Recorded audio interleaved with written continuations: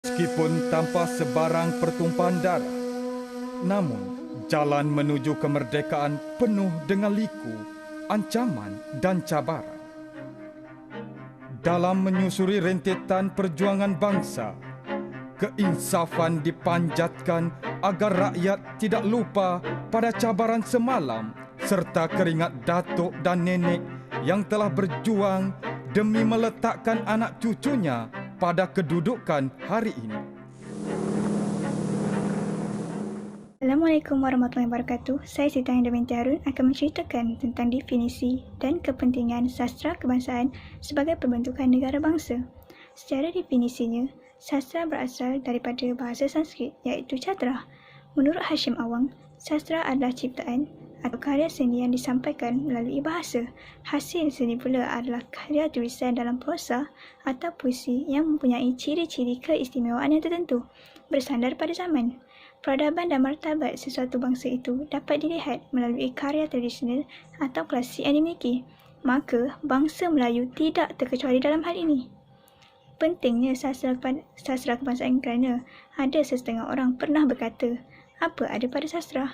Pentingkah sastra kepada kita? Mereka hanya menganggap sastra hanyalah untuk hiburan, mengisi masa lapang, masa terluang hanya untuk berhayal, berimajinasi dan sekadar main-main saja. Mungkin mereka melihat dari aspek yang sempit. Mereka tidak cuba menjangkau luar dari ruang tersebut. Mereka tidak melihat keterkaitannya dengan politik dan daya kepimpinan, akal budi, agama, patriotisme, nasionalisme, budaya, ekonomi dan sebagainya. Kita tidak boleh dikatakan sebagai sebuah negara bangsa yang maju jika kita buta atau sengaja membutakan mata, membukakan telinga, membisukan mulut terhadap bahasa, sastra dan budaya kita. Sifat negara maju tidak mengabaikan dan meminggirkan bahasa, seni sastra dan budaya mereka. Dan inilah yang memperlihatnya betapa pentingnya sastra dalam perbentukan bangsa. Penting juga sastra ini kerana melalui sastra juga kita berupaya memajukan agama, bangsa dan negara.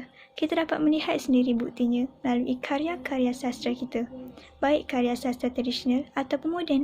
Pembinaan modal insan cemerlang dan kemajuan bangsa dan negara berwawasan boleh terbentuk dan terbina dengan mengambil tamsil dan iktibar cerminan dari sastra itu sendiri.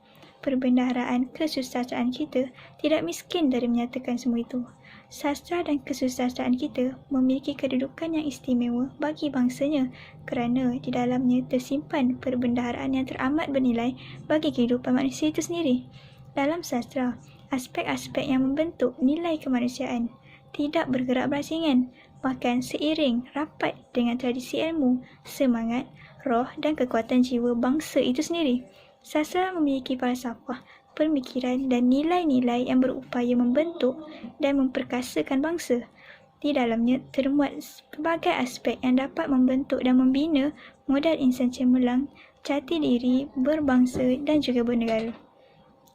Dalam usaha membina, membentuk dan mencorakkan bangsa dan negara, iaitu dalam rangka mencapai wawasan dan aspirasi negara, karya sastra menjadi pemangkin serta menjadi sumber inspirasi dan aspirasi ke arah perbentukan kekuatan dan karakteristik bangsa. Sastra dan kesusastraan yang baik dan bermutu itu mampu menjadi penggerak daya fikir, minda dan kepribadian, sahsiah dan jati diri masyarakat. Karya sastra dapat menjadi pencerahan kepada masyarakat, khususnya masyarakat moden, akan hambatan, cabaran, rintangan dan keperluan dalam pembangunan. Sastra melestarikan dan memanifestasikan nilai-nilai peradaban manusia yang berbangsa, berbudaya dan beragama, dan juga memperkenalkan nilai-nilai manusia dan kemanusiaan yang universal. Pentingnya sastra ini kerana sastra itu sendiri menggunakan bahasa sebagai medium utama. Bahasa itu sendiri merupakan ciptaan sosial, lambang ketamadunan dan keintelektualan masyarakat. Pengguna bahasa tersebut, melalui bahasa, sastra mampu menampilkan gambaran dan cerminan kehidupan bangsa yang digunakan pengarang sebagai medium utama untuk menyampaikan idea atau gagasan kepada masyarakat. Bahasa itu sendiri menjadi jambatan kukuh, alat komunikasi yang menghubungkan pengarang melalui karyanya kepada masyarakat.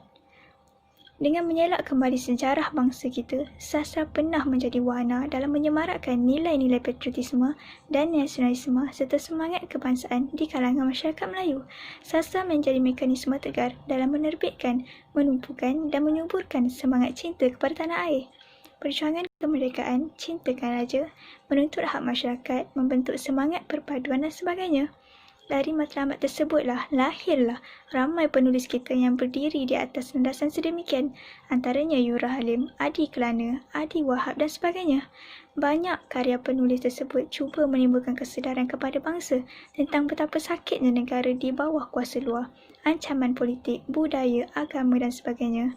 Jadi di sini, apa yang dapat saya rumuskan bahawa sastra kebangsaan sangat penting terhadap perbentukan negara bangsa. Tanpa sastra, pembentukan negara bangsa tidak akan utuh dan mudah goyah sekiranya ada anasi-anasi luar yang cuba mengancam. Maka di sini terbuktilah betapa pentingnya sastra dalam perbentukan negara bangsa.